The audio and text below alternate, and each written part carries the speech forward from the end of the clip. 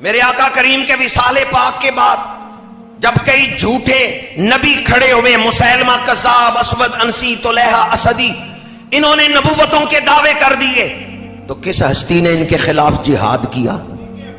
جی پاکستان میں جب فتنہ اٹھا تو پتہ ہے کس ہستی نے؟ جن کی رگوں میں صدیق اکبر کا خون تھا، مولانا شاہ احمد نورانی صدیقی۔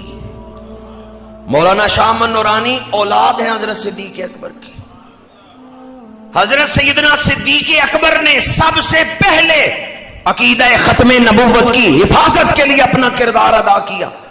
اس وقت کئی اور فتنے بھی تھے، مانعین زکوٰۃ کا فتنہ بھی تھا، مختلف علاقوں سے ارتداد کی خبریں بھی آئیں، اور لشکر اسامہ کو بھی بھیجنا، کئی فتنے تھے، لیکن حضرت سیدنا صدیق اکبر نے فرمایا سارے کام بعد میں، عقیدہ ختم نبوت کی حفاظت پہلے۔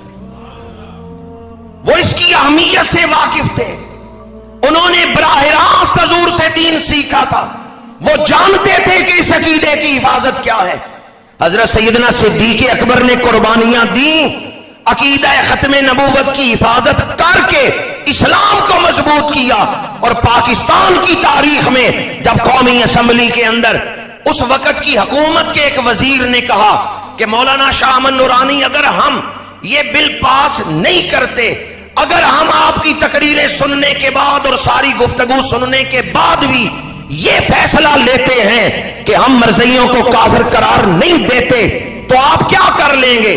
مولانا شاہ احمد نورانی بیٹھے ہوئے تھے، جلال سے اٹھ کھڑے ہوئے، ڈیسک پہ ہاتھ مارا اور فرمایا تم رسول اللہ سے غداری کر کے دیکھو، پھر دیکھو تمہارا حال کیا ہوتا ہے۔ رسول اللہ سے بے وفائی کر کے دیکھو، پھر دیکھو تمہارا انجام کیا ہوتا ہے۔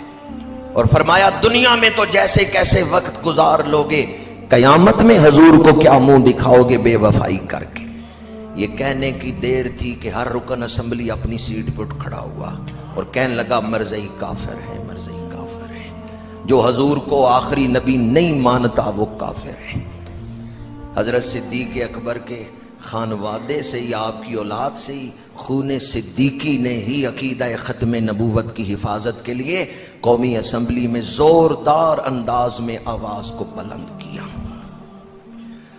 حضرت سیدنا صدیق اکبر کے دور میں مسیلمہ کذاب کے خلاف جو جنگ ہوئی، اس میں خالد بن ولید رضی اللہ تعالی عنہ سپہ سالار تھے۔ اس سے پہلے میرے آقا کریم نے حضرت حبیب بن زید کو سفیر بنا کے بھیجا تھا مسیلمہ کذاب تک پیغام حق پہنچانے کے لیے، اور وہ واقعہ میں نے کئی دفعہ آپ کے سامنے بیان کیا ہے کہ مسیلمہ کذاب نے حضرت حبیب بن زید رضی اللہ تعالیٰ عنہ کے ہاتھ کٹوا دیے، پیر کٹوا دیے، جسم سے کھال اتروا دی، اور آپ شہید ہو گئے۔ اور آپ کی والدہ کا نام ہے حضرت ام عمارہ، کہ میرا بیٹا شہید ہو گیا ہے۔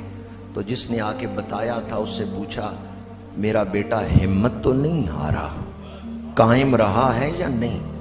تو صحابی رسول نے کہا ام عمارہ تمہارا بیٹا تو بڑا شیر دل ہے، جب تک سانس چلتی رہی وہ یہی کہتے رہے ہیں حضور اللہ کے آخری نبی ہیں۔ اب سیدنا صدیق اکبر کے دور میں جب لشکر تیار ہوا مسیلمہ کذاب کے خلاف، تو حضرت ام عمارہ اپنے دوسرے بیٹے عبداللہ بن زید کو لے کر خود اس لشکر میں شامل ہوئی، اور گھر سے نکلتے ہوئے ارادہ کیا میں دشمن رسول کو اپنے ہاتھوں سے واصل جہنم کروں گی۔